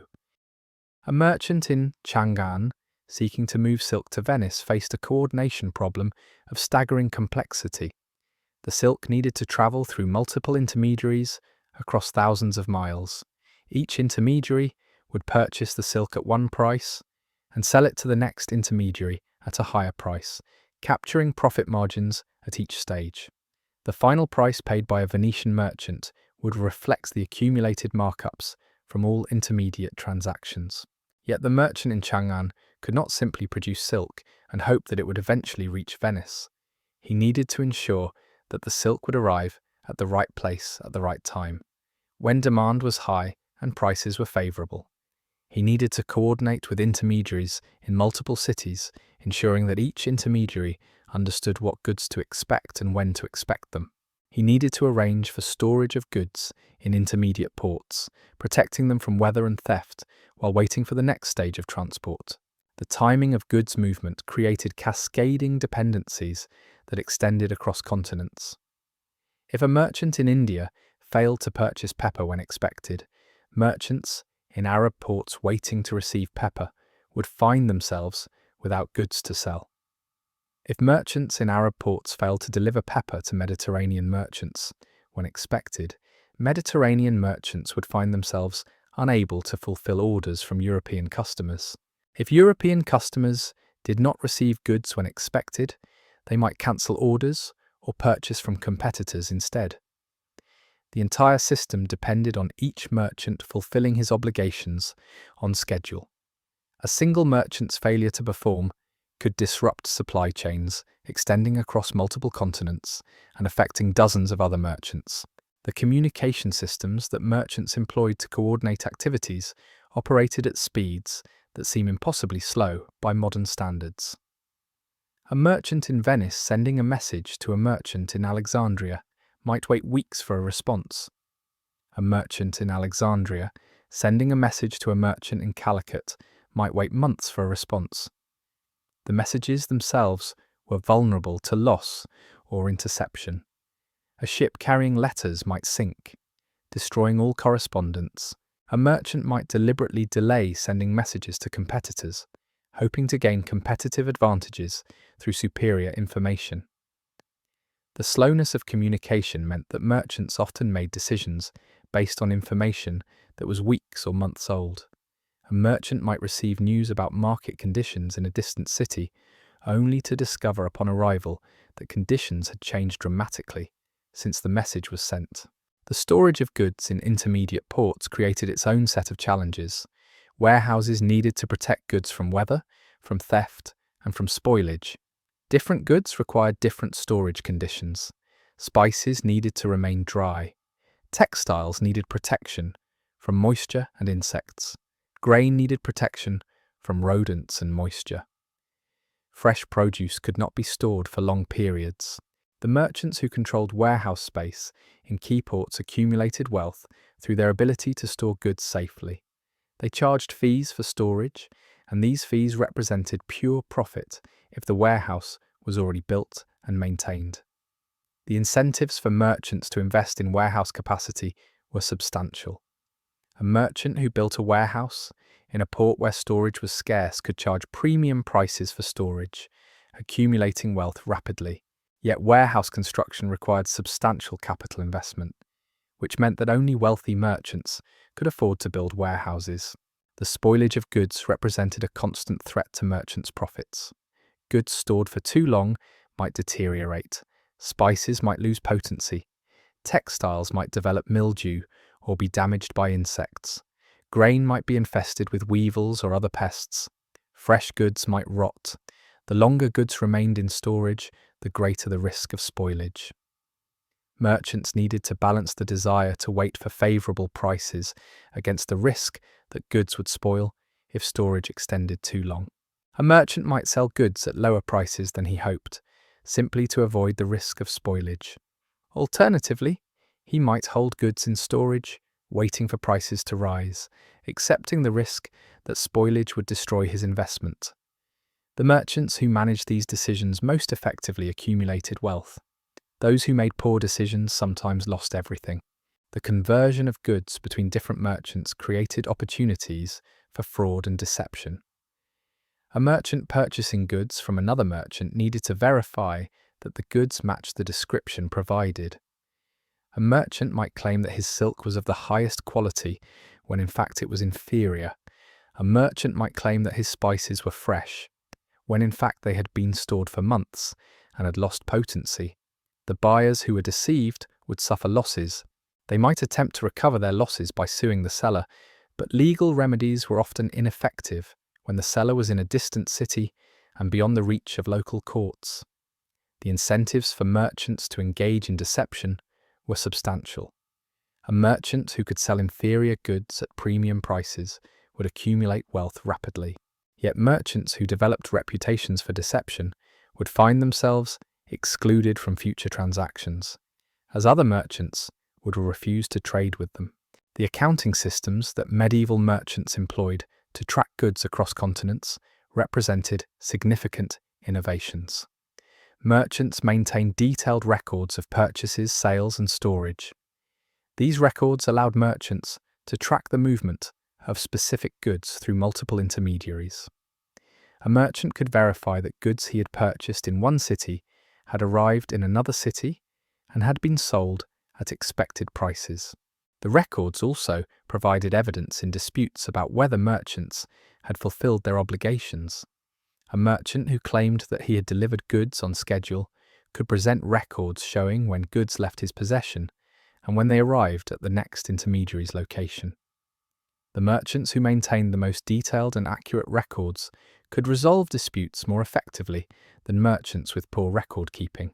The development of double-entry bookkeeping and other accounting innovations facilitated the coordination of complex trading networks.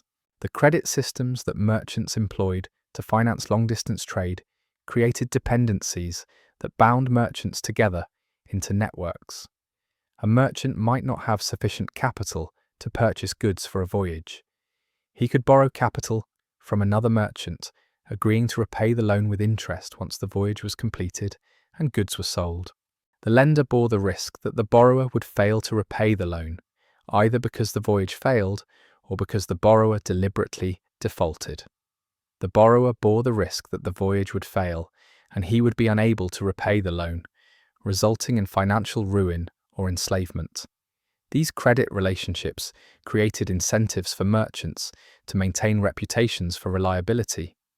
A merchant who repaid loans promptly could access credit easily in the future. A merchant who defaulted on loans would find himself excluded from credit networks, severely limiting his ability to conduct large-scale trading ventures. The coordination of multiple merchants' activities required mechanisms for resolving disputes and enforcing agreements. Merchants from different cities, speaking different languages, following different legal traditions, needed to conduct business together. They needed to establish agreements about prices, delivery dates, and quality standards. They needed mechanisms for resolving disputes when merchants disagreed about whether agreements had been fulfilled. The development of merchant courts and arbitration systems provided mechanisms for resolving these disputes. Merchants would agree to submit disputes to arbitrators who understood merchant practices and could render judgments that both parties would accept. These arbitration systems worked best when both parties had incentives to maintain reputations for honouring arbitrators' decisions. A merchant who refused to honour an arbitrator's decision would find himself excluded from merchant networks and unable to conduct future business. The logistics of coordinating goods movement across continents depended on merchants' willingness to trust each other despite the risks involved. A merchant in Venice sending capital to a merchant in Alexandria was trusting that the Alexandria merchant would use the capital to purchase goods as agreed and would send the goods to Venice as promised. The Venice merchant could not verify that the Alexandria merchant was fulfilling his obligations until months or years had passed. The Alexandria merchant could not verify that the Venice merchant would pay for goods as promised until the goods arrived in Venice. This mutual vulnerability created incentives for merchants to develop reputations for reliability. A merchant known for fulfilling obligations could access capital and goods more easily than a merchant with a reputation for unreliability. The merchants who accumulated the greatest wealth were often those who maintained reputations for absolute reliability, who fulfilled their obligations even when doing so resulted in short-term losses. The system that emerged to coordinate goods movement across continents was not designed by any central authority. No ruler or merchant deliberately created this system. Instead, it emerged gradually through the interactions of thousands of merchants making individual decisions about how to conduct their business. Merchants discovered through trial and error which practices worked and which did not. Successful practices spread as merchants imitated practices used by successful competitors. Unsuccessful practices disappeared as merchants abandoned them. The system that eventually emerged was not optimal in any theoretical sense, but it was effective enough to enable substantial volumes of trade across vast distances. This coordination was not maintained through formal law or centralized authority. It was maintained through networks, invisible, personal, based on trust and shared interest. The merchant families that dominated maritime trade operated through networks that extended across continents and persisted across generations. A merchant who accumulated substantial wealth would establish his sons in different ports, creating a network of family representatives who could conduct business on his behalf. A merchant in Venice might station one son in Alexandria, another in Aden, and a third in Calicut. These sons would maintain warehouses, conduct purchases and sales, and gather information about market conditions. They would communicate with each other through letters, coordinating their activities to maximize family profits. When the father died, his sons would inherit his trading network and continue conducting business according to patterns established by their father. The family networks that structured medieval maritime trade created advantages that individual merchants could not match. A merchant conducting business through family members could trust them in ways that he could not trust unrelated merchants. A family member who betrayed the family's interests would face severe consequences, including potential disinheritance or expulsion from the family. The incentives for family members to act in the family's interests were powerful.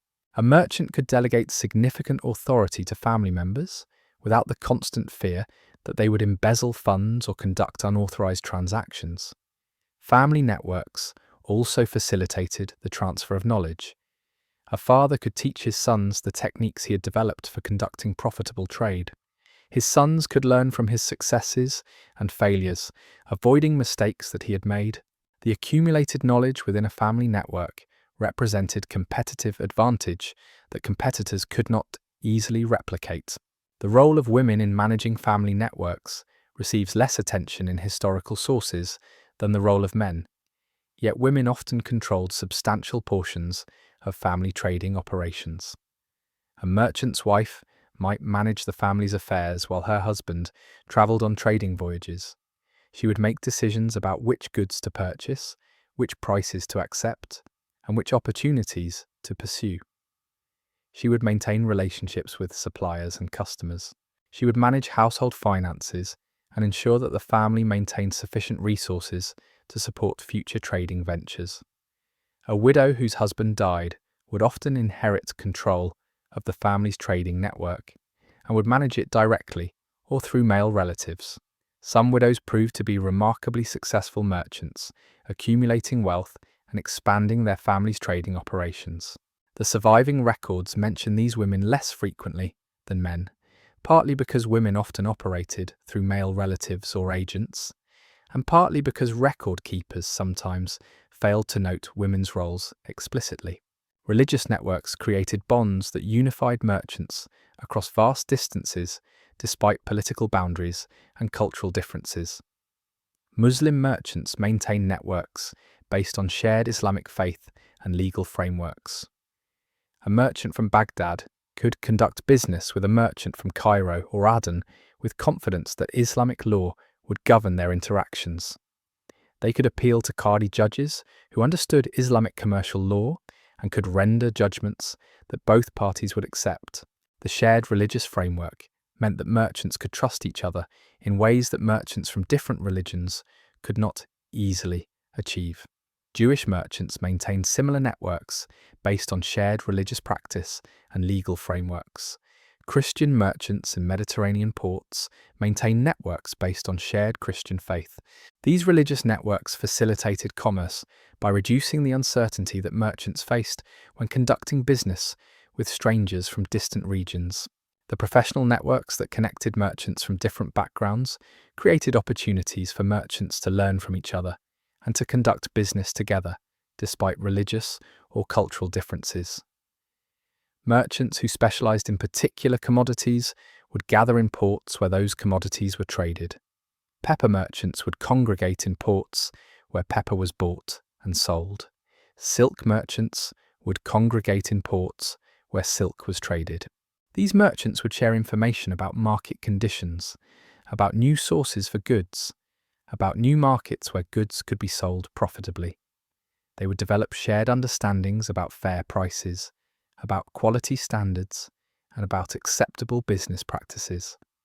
The professional networks created incentives for merchants to maintain reputations for honest dealing, as merchants who engaged in sharp practices would find themselves excluded from the professional community. The trust that merchants placed in each other rested on reputation and on the expectation of repeated interactions. A merchant who treated another merchant fairly in a single transaction might never interact with that merchant again. Yet a merchant who treated another merchant fairly in a single transaction could develop a reputation for fair dealing that would facilitate future transactions with other merchants. A merchant known for fulfilling obligations would find other merchants willing to conduct business with him. A merchant known for sharp practices or dishonesty would find himself excluded from future transactions. The incentives for merchants to maintain reputations for fair dealing were powerful. A merchant who sacrificed short-term profits to maintain his reputation for honesty could accumulate greater long-term profits through access to more favorable trading opportunities and credit terms. The information networks that connected merchants across continents facilitated the rapid spread of knowledge about market conditions, about new opportunities, and about disruptions to trade. A merchant arriving in a port with news about a poor harvest in a distant region could influence local prices by sharing this information. Merchants who possessed superior information about distant markets could make more profitable trading decisions than competitors lacking such knowledge. The incentives for merchants to gather and protect information were substantial. Information that competitors did not possess represented competitive advantage. Merchants who discovered new sources for valued goods or new markets for their products could accumulate wealth before competitors learned of these opportunities. Yet the incentives for sharing information were also substantial. A merchant who shared valuable information with another merchant could develop a relationship based on mutual benefit. The other merchant might reciprocate by sharing information that the first merchant could use profitably. The credit networks that connected merchants facilitated the financing of large-scale trading ventures. A merchant with insufficient capital to finance a voyage could borrow capital from another merchant, agreeing to repay the loan with interest once the voyage was completed. The lender bore the risk that the borrower would fail to repay the loan. The borrower bore the risk that the voyage would fail, and he would be unable to repay the loan. These credit relationships created dependencies that bound merchants together into networks. A merchant who borrowed capital from another merchant would maintain contact with his lender, providing updates about the voyage's progress and ensuring that the lender remained confident about repayment. The lender would develop relationships with multiple borrowers, diversifying his risk by lending to merchants conducting different types of voyages to different destinations. The partnerships and companies that merchants formed to conduct large-scale trading ventures represented organizational innovations that facilitated the coordination of complex commercial activities. Rather than individual merchants financing voyages from personal resources, groups of merchants would contribute capital to a venture, sharing both profits and losses. These partnerships allowed merchants to conduct larger ventures than they could finance individually. They also distributed risk among multiple parties so that the failure of a single venture did not destroy individual investors. The partnerships typically included formal agreements specifying each partner's contributions, the division of profits, and the procedures for resolving disputes. These formal agreements reduced the uncertainty that partners faced when conducting business together. They provided mechanisms for resolving disputes without resorting to litigation or violence. The merchant guilds that emerged in various cities created formal structures for managing merchant communities and enforcing standards of commercial practice. Guilds established rules about fair prices, about quality standards, and about acceptable business practices. They maintained mechanisms for disciplining merchants who violated these rules. A merchant who engaged in sharp practices or who sold inferior goods could be fined or expelled from the guild. Expulsion from a merchant guild could effectively end a merchant's career, as other merchants would refuse to conduct business with someone who had been expelled. The guilds also provided collective benefits to their members. They lobbied rulers for favourable regulations. They maintained warehouses and other infrastructure that members could use. They organised collective defence against pirates and other threats to merchant interests. The networks that connected merchants across continents operated according to principles that were never formally codified, but that all merchants understood. Merchants should fulfill their obligations on schedule. Merchants should deal fairly with each other. Merchants should not engage in sharp practices or deliberate deception. Merchants should maintain reputations for reliability and honesty. Merchants should share information that would benefit other merchants. Merchants should support each other in disputes with outsiders. These principles were enforced through reputation and through the threat of exclusion from merchant networks.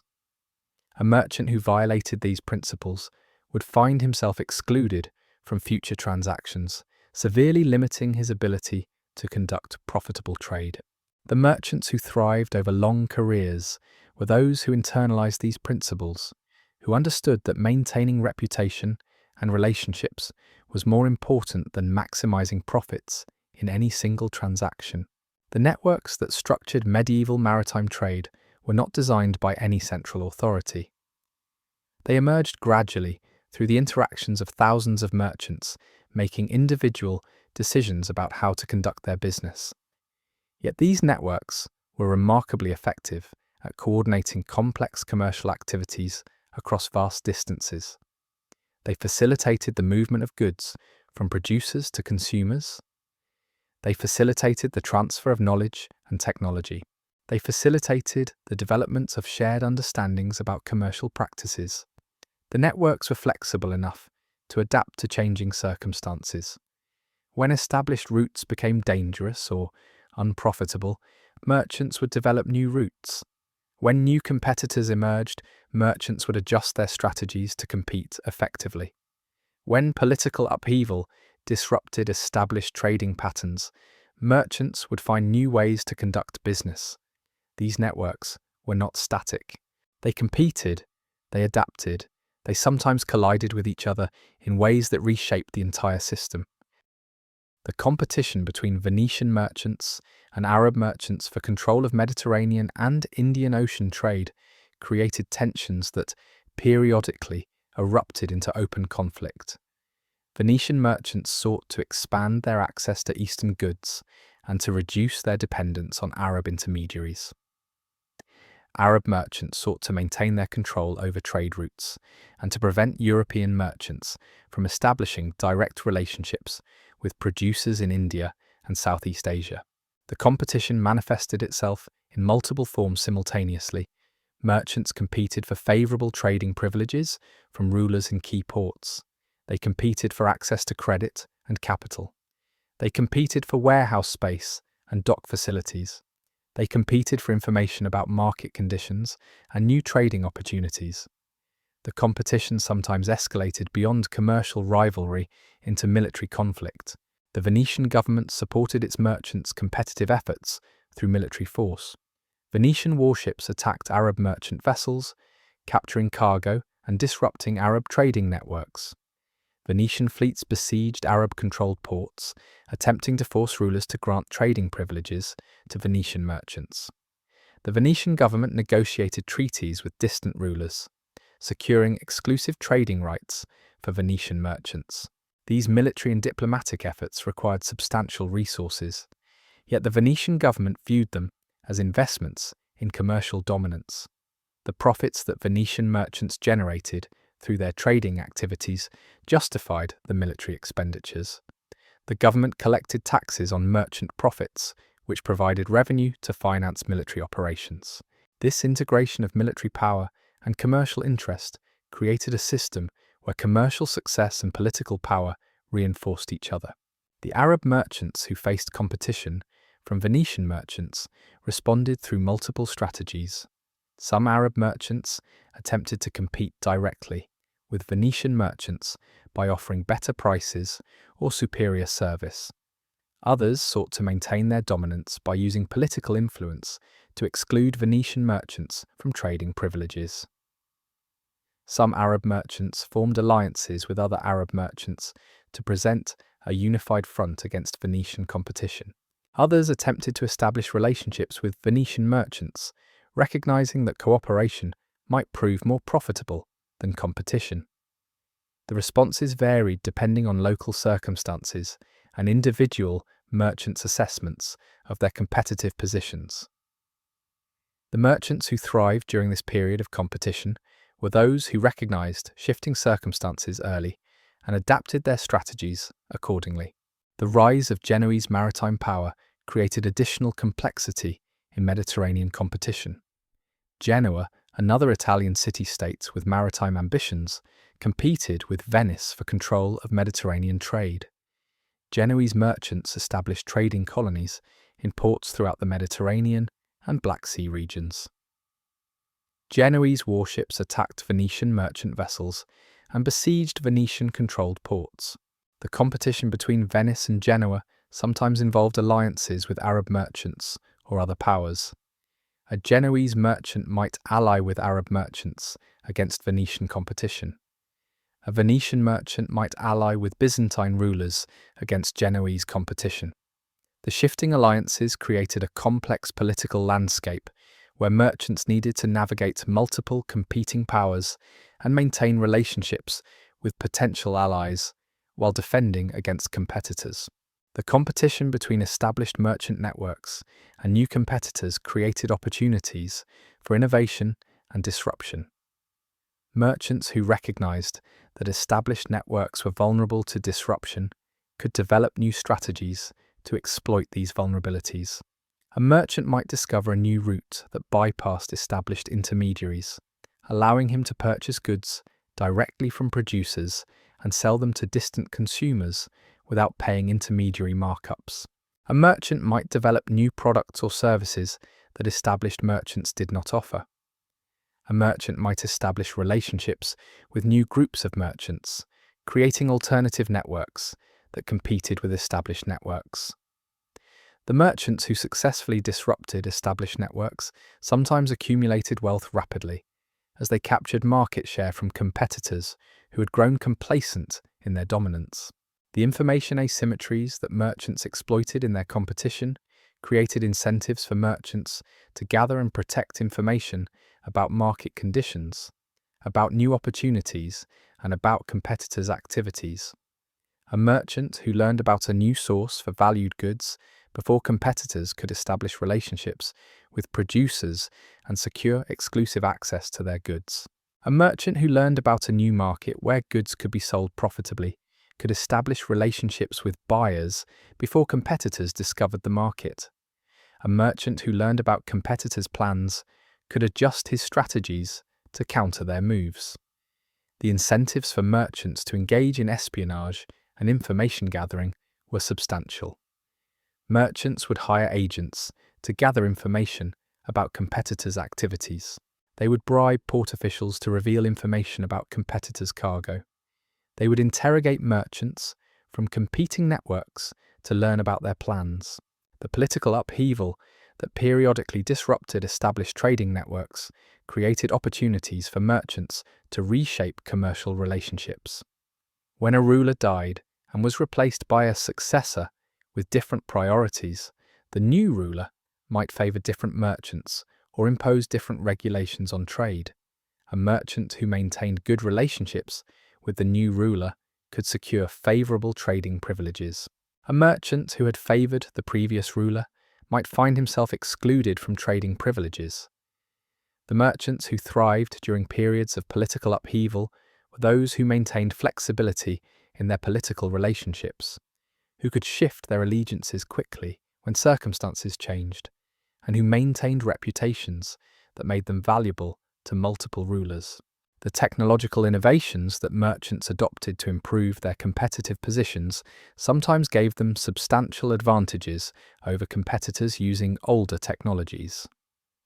The development of larger and faster ships allowed merchants to conduct more voyages and to transport greater volumes of cargo. The development of improved navigation techniques allowed merchants to sail more safely and to discover new routes. The development of better accounting systems allowed merchants to track goods more effectively and to identify profitable trading opportunities more quickly.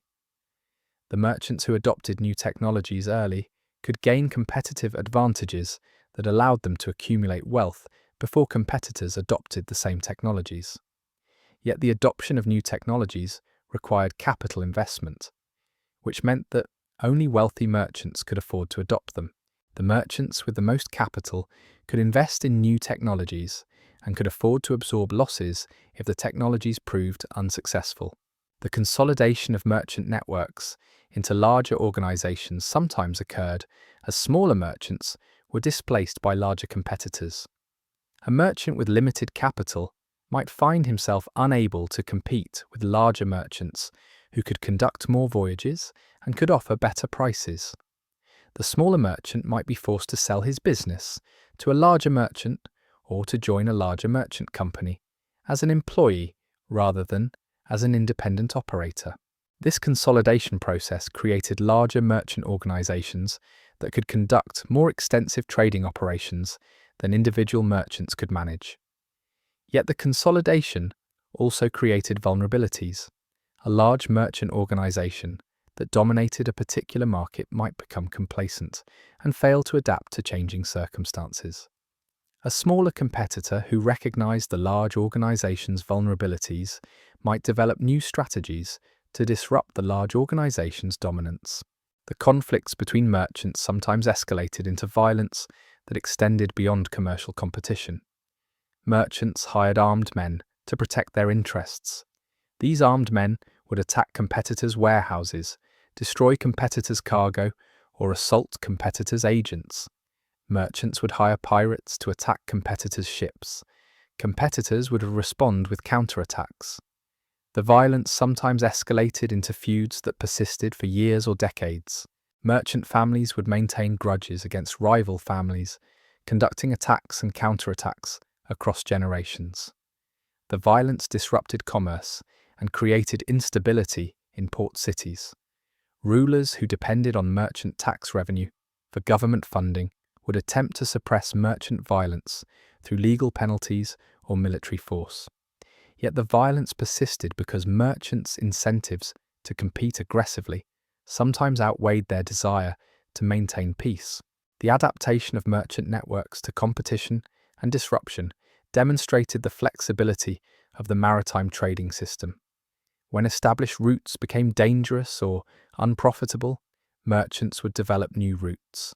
When new competitors emerged, merchants would adjust their strategies to compete effectively. When political upheaval disrupted established trading patterns, merchants would find new ways to conduct business. The merchants who thrived over long careers were those who recognized that the maritime trading system was not static, that change was constant, and that success required continuous adaptation. They maintained flexibility in their strategies, avoiding overcommitment to particular routes or particular commodities. They maintained relationships with multiple potential partners, ensuring that they could shift their activities if circumstances changed. They invested in gathering information about market conditions and competitors' activities, allowing them to anticipate changes and respond quickly. The competition between different merchant networks sometimes created opportunities for merchants to exploit tensions between competing powers. A merchant might play one power against another, offering his services to whichever power offered the most favorable terms. A merchant might shift his allegiances when circumstances changed, moving his business to whichever location offered the best opportunities. This flexibility allowed merchants to survive periods of disruption that might have destroyed merchants with less flexibility. Yet this flexibility also created instability. Rulers could not always rely on merchants' loyalty. Merchants would shift their allegiances if competitors offered better terms. The instability created by merchants' willingness to shift their allegiances sometimes prompted rulers to attempt to control merchants more directly, imposing regulations that limited merchants' freedom to shift their activities between different locations or different rulers. The system endured because it was flexible, because it could absorb disruption and continue flowing. Individual merchants and merchant networks rose and fell, but the system itself persisted. New merchants entered the system, replacing merchants who retired or died. New routes emerged, replacing routes that became unprofitable or dangerous. New commodities entered the system, replacing commodities that fell out of demand. The merchants who understood that they were part of a larger system that would persist even if their individual ventures failed were those who maintained the psychological resilience necessary to continue conducting business despite setbacks and failures. They understood that temporary defeats did not mean permanent failure. They understood that competitors who displaced them today might themselves be displaced by new competitors tomorrow. This understanding allowed them to maintain the flexibility and adaptability that enabled them to survive in a constantly changing commercial environment. The routes that medieval merchants established became pathways for subsequent generations. The ports they developed into major trading centres maintained importance for centuries. The technologies they invented to facilitate long-distance trade continued to be refined and improved. The legal frameworks and commercial practices they created became foundations for later systems. This world revealed fundamental truths about human nature that remain relevant today. Humans seek connection across distance despite substantial risks. They develop sophisticated mechanisms to manage uncertainties arising from long-distance commerce. They create networks based on trust and reputation that allow business with strangers from distant regions. They pass knowledge and relationships from parents to children across generations. They demonstrate remarkable flexibility when circumstances change, adapting strategies to disruption and competition. Medieval merchants understood principles that modern economists treat as recent innovations.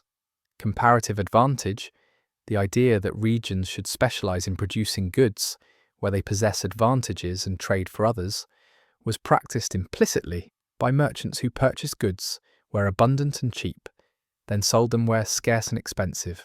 Supply chain coordination, the movement of goods through multiple ports and intermediaries, was executed by merchants managing complex logistics across continents. Information asymmetry, the competitive advantage gained through superior market knowledge, was exploited by merchants gathering intelligence about distant conditions. Reputation and trust served as central mechanisms for facilitating commerce across vast distances.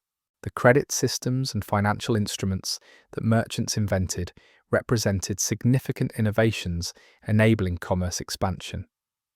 Letters of credit eliminated the need to transport large quantities of coins across dangerous routes.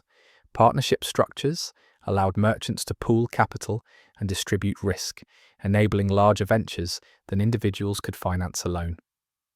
Insurance mechanisms distributed maritime risks among multiple investors, reducing catastrophic losses from failed voyages. These innovations emerged gradually through practical problem-solving rather than conscious design. Yet they proved remarkably effective. The exchange of goods facilitated technology, and ideas spread across continents. Silk movement carried sericulture technology beyond China. Spice trade carried information about distant regions and shaped political relationships. Pottery movement facilitated aesthetic convergence. Religious texts spread transformative ideas. Merchants pursuing profits simultaneously facilitated technology and knowledge spread that transformed distant societies. These commercial networks created dependencies between distant regions persisting for centuries. Spice-producing regions depended on distant markets for wealth. Spice-consuming regions depended on distant suppliers. These dependencies created incentives for peaceful relationships and negotiated dispute resolution. A merchant disrupting trade through violence suffered losses from reduced opportunities. A ruler disrupting trade through military action suffered losses from reduced tax revenue. The merchants who travelled extensively and maintained relationships with distant counterparts possessed knowledge about geography, political conditions, economic opportunities, and cultural practices that rulers lacked. This knowledge represented valuable competitive advantage. Merchants could identify profitable opportunities competitors could not see. They could advise rulers about distant regions and influence political decisions. The knowledge they accumulated gradually became incorporated into maps and written descriptions, preserving this knowledge for future generations. This world demonstrated that humans can create complex cooperation systems spanning vast distances involving thousands of participants without centralized authority. The system emerged through merchants making individual decisions about conducting business. No ruler or merchant deliberately designed it. Instead, it emerged gradually through responses to practical problems. It demonstrated that humans can develop shared understandings about commercial practices, create networks based on trust and reputation, and maintain these networks across generations without formal government enforcement.